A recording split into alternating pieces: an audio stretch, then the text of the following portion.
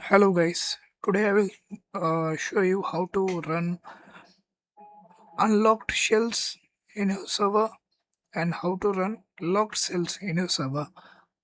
So at first, let's start with the locked cells. Okay, so locked shells, it will look like that.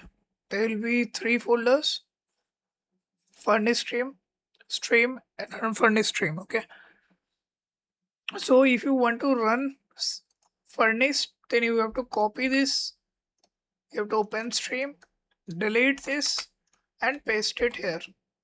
If you want to run the unfurnished one, you have to copy unfurnished, you have to open the delete, and you have to paste. That's how you can run either furnished or unfurnished at the same time inside your server. So now go to next. What if you purchased unlocked shells? So you will get this folder open and you will get the furnished solo shell, unfurnished solo shell, and one file you will get which is .fxmp file, which will look like that.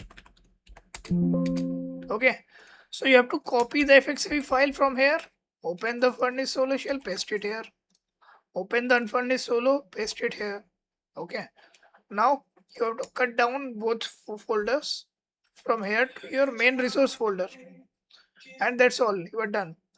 You no need to use this. Delete this modern housing cell 2. You already get the unfurnished and furnished version of your cell. It will be work like the unlocked one. Okay, that's all.